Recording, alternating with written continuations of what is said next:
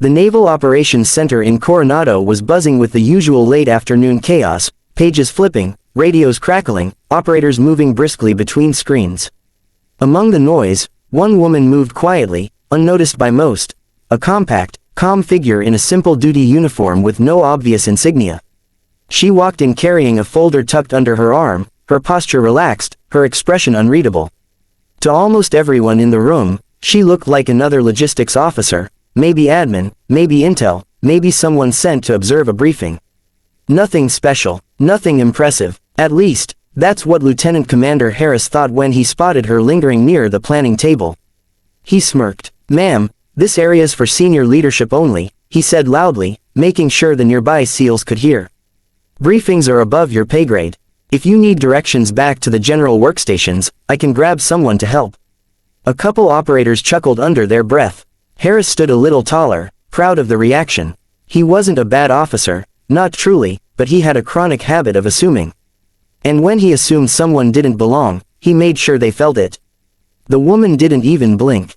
"I'm exactly where I need to be," she said calmly.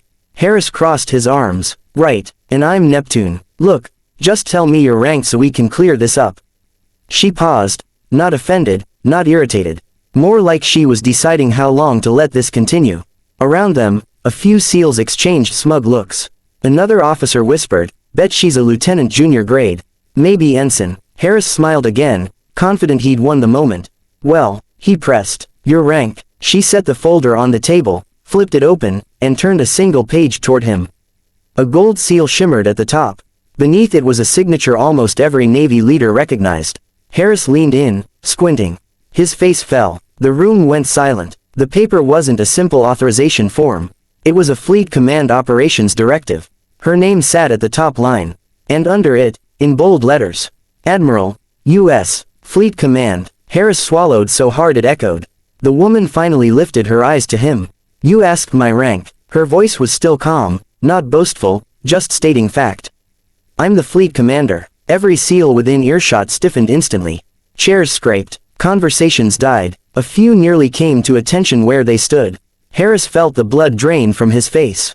Admiral, I didn't realize." "That's clear," she replied. But she wasn't angry. She didn't humiliate him. She didn't raise her voice.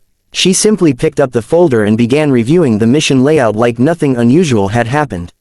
One of the senior SEAL chiefs whispered, "Holy hell, that's Admiral Kira Dane. The ghost of 7th Fleet."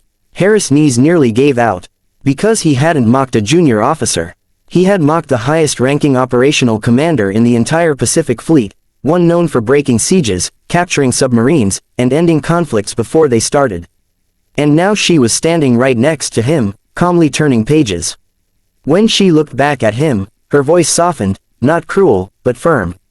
"Next time, Lieutenant Commander, don't judge by appearances. In this room, respect should come first." Harris nodded so fast his neck popped. The SEALs stayed silent, because everyone now understood exactly who she was, and why no one, should ever underestimate her again.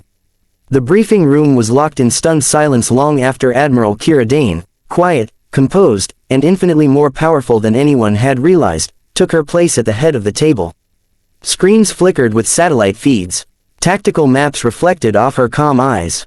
As she flipped through the operation files with the ease of someone who had commanded fleets across 3 oceans.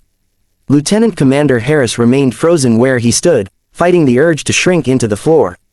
Every SEAL operator, intel officer, and watchstander kept a respectful distance, their eyes flicking between the Admiral and Harris like they were watching a slow-motion ship collision. Chief Rourke, the most senior SEAL in the room, finally broke the tension, stepping forward and straightening his posture. "Ma'am," he said carefully, "the teams are ready for your review." Kira nodded. "Good. Bring up the extraction route." Her voice held none of the earlier tension, no irritation, no point scoring. She moved with complete command, her energy changing the entire atmosphere. Everyone leaned forward, everyone listened. Rourke tapped the console, bringing up a map of a hostile coastline. At least 4 enemy patrol sectors overlapped the planned SEAL route. Harris swallowed. He had been part of the team planning this. Now the fleet commander was about to scrutinize his work. Kira studied the display for a long moment. "This won't work," she said finally. A ripple of panic spread across the operators. She pointed at a narrow channel outlined faintly on the map. The enemy frigate repositioned here last night. They're using passive sonar. Your swimmers will get detected before they reach the shoreline. Rourke blinked. Ma'am, that update isn't even in our system yet. It is in mine, she replied simply. She zoomed the map with expert precision. Shift insertion 40 minutes earlier. Use the thermal inversion layer. It'll hide the team long enough to get under the coastal defense net. Rourke nodded, amazed. Understood, Admiral, she continued, pointing at the exfil vector. In this, too slow. Replace the RHIB with the submersible. It's risky, but survivable. You have an opening of 80 seconds before the next radar sweep. The entire room stared. Her mind worked like a live tactical computer, weaving intel, strategy, and warfare into something none of them had seen from a senior flag officer. Admirals weren't expected to know this level of detail.